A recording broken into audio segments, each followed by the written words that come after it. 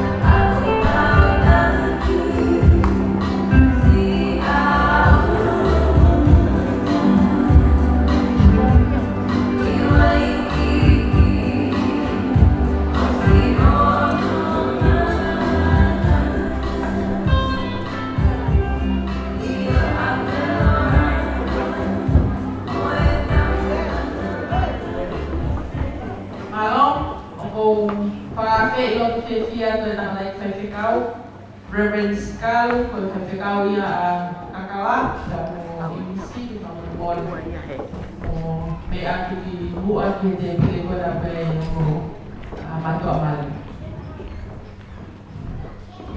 No tonko ia koe whaho koe ia e tāhine mali, o imisi, whamon koe te o lawe ia tu, ka puke mea, e pe ko koe o toton ke a au tatongia koe ia. Ana, lewa ana. Pe aki mua tu. O pas-pasi mai. Pagkaan ko ko yung ako din yung kasi ako ko din tayo yung lago ko. Ako ay tayo puhin ko na ako yung kapamayo kayo nga. At tama ito, may tawag ko sa family. O ko ko rin kung pahukakalasi, pagpuhin na hataha yung family o kakalalahi o totoo ke kawin din sila ko ni Famamon. Kaya yung labi yan, kagimi at ito mga kaw. Hindi, paano ko na po ipagkibuti.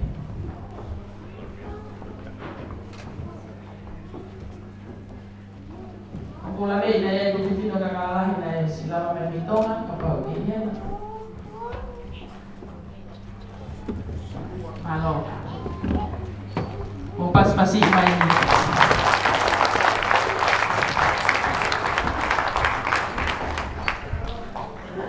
Ko fa mo pe ka hawa ko pe ko kakala skipo ki ko fe ya ton family. Ko ya te sela. Mo sela o pa fufa ya te family Oscar. Kawan ko la kali baka meron ko sila din.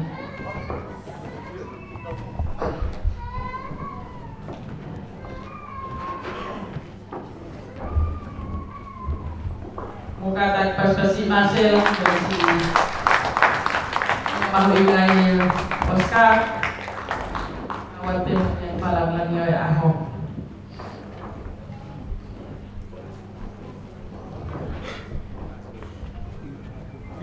Sahat di mate stepu.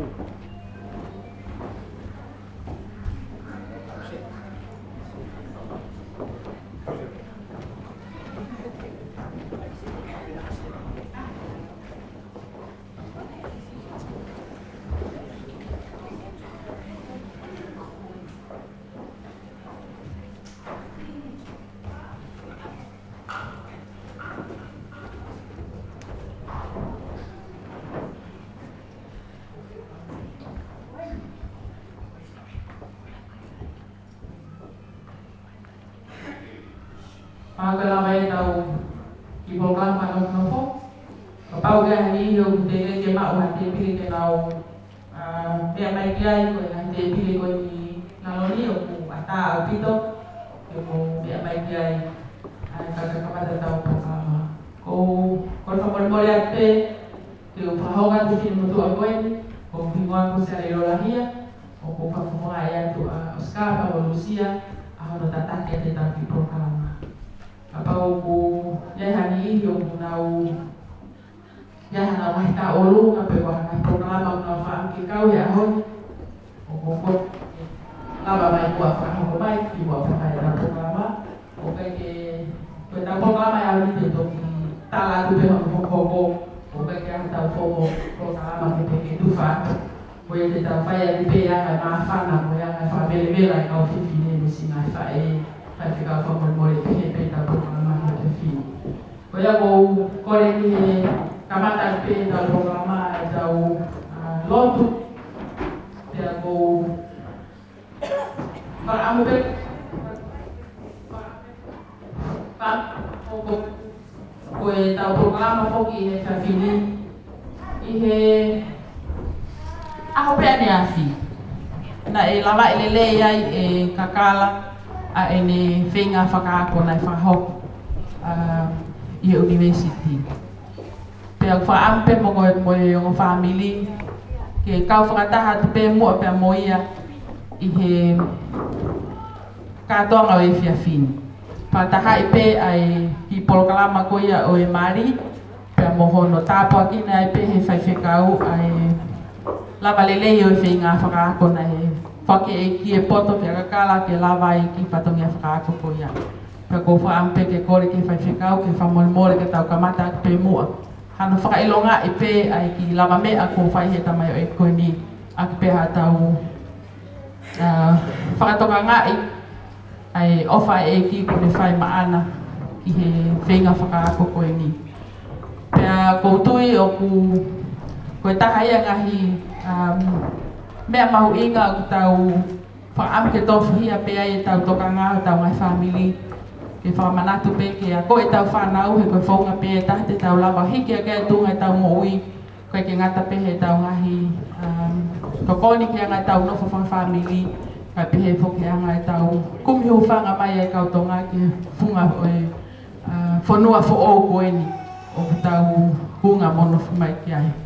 Koe ak pehe ai fotutu whakau-kau ko whai e hong family whaampe ke kau whakataha ai whau family fo o kakala i pe mo hisi a honi ke fotu ato ai pe mua ke kau ato ai pe pe mohono tāpoi kina o e ki whakailonga whakaako koe ni ne lava i lelei e kakala i he tāna ki tuunga koe ni ai university pe koutui koe tāpua ki ake ki family masiva koe ni ai lava ke whakakau mai ai pe ai whatongia koe ne ua, pia koe whaka